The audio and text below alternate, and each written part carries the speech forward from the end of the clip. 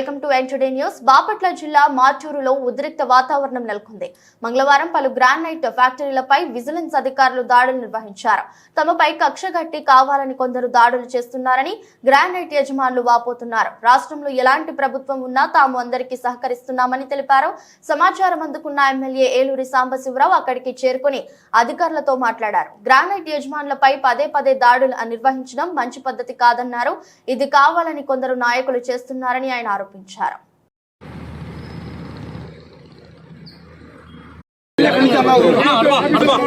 అన్నా వెనక జరగండి. అన్నా ఎవరితో వచ్చావు? డ్రైవర్ కింద వచ్చావు. మరి పార్టీలో కారులో జెండాలు ఎందుకున్నాయి?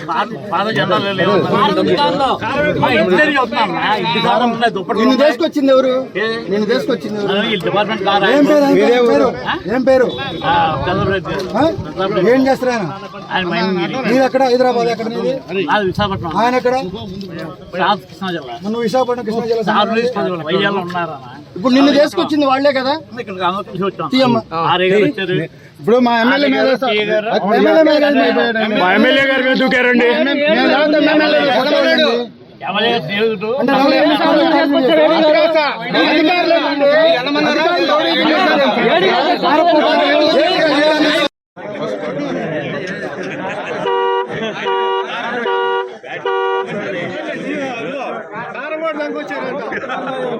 కలిపిందట.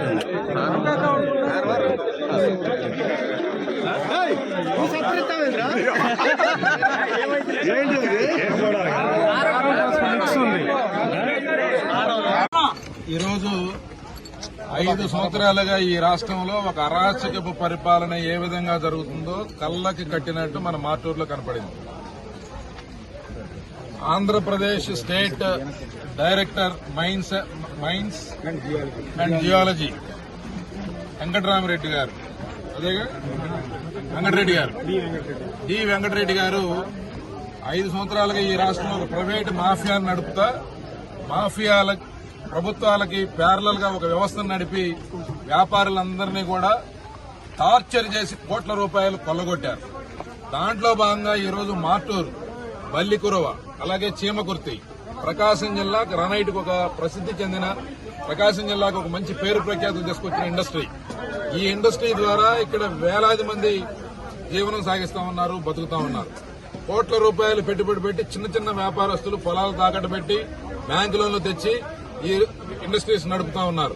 ఈ రోజు ఇండస్ట్రీ అంతా కూడా దారుణమైన పరిస్థితుల్లో ఉంటే కనీసం కరెంటు బిల్లులు కట్టలేని పరిస్థితుల్లో ఒకవైపు ఈ గ్రానైట్ పరిశ్రమ ఒకవైపు ఉంటే, గ్రానైట్ ప్రాసెసింగ్ ఇండస్ట్రీస్ ని, వ్యాపారస్తుల్ని, అలాగే ఇక్కడ మైనింగ్ క్వారీ యజమానుల్ని వీళ్ళు బెదిరించి డబ్బులు వసూలు చేస్తా ఉన్నారు.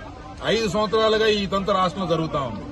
ఈ రోజు ఇక్కడికి ఒక 2-3 స్పెషల్ టీములు వేసి ఇతర జిల్లాలకు సంబంధించిన ఏడీ విజిలెన్స్ ని ఇక్కడ డిప్యుటేషన్ పెట్టి వాళ్ళకు అనుసంధానంగా ప్రైవేటు గుండాలని, ప్రైవేటు మాఫియా గ్యాంగుల్ని వీళ్ళకి అనుసంధానంగా పెట్టి గ్రానైట్ పరిశ్రమల్లోకి వచ్చి ఇన్స్పెక్షన్ పేరుతో ఓనర్లను వేధిస్తూ రకరకాల కొలతలతో లేకపోతే ఇంకోదాంతో లక్షల రూపాయల పెనాల్టీ వేపిస్తామని బెదిరిస్తూ మళ్లీ వీళ్ళతో బ్లాక్ మెయిల్ చేసి లక్షలాది రూపాయలు మళ్లీ లంచం తీసుకోవడానికి ఒక ప్రణాళిక వేశారు.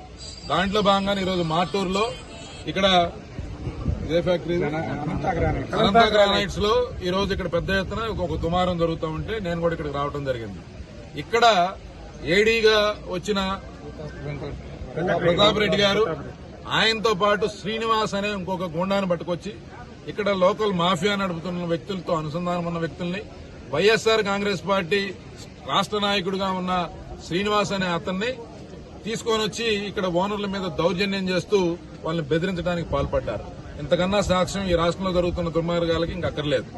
ఇది కేవలం డైరెక్టర్ మైన్స్ అండ్ జియాలజీ కనుసన్నల్లో ఒక మైనింగ్ మాఫియా ఈ రాష్ట్రంలో రాజ్యం వెళ్తా ఉంది.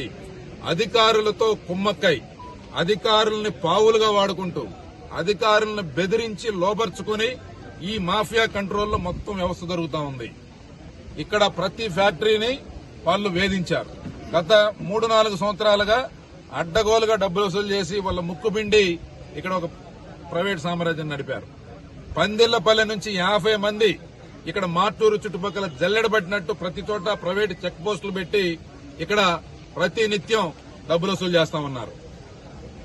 అంటే లారీకి ఇక్కడ నుంచి 8,000 అయితే మళ్ళీ మాచర్ల వెళ్లే వరకు దాదాపు 25,000 రూపాయలు.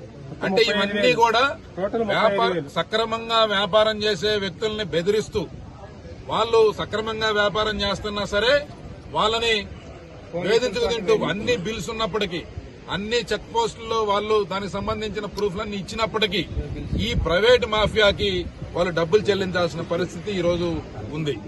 ముఖ్యమంత్రి గారి గతంలో కూడా ఇదే సబ్జెక్టు మీద నేను ఉత్తరం రాయడం జరిగింది, స్పందించలా.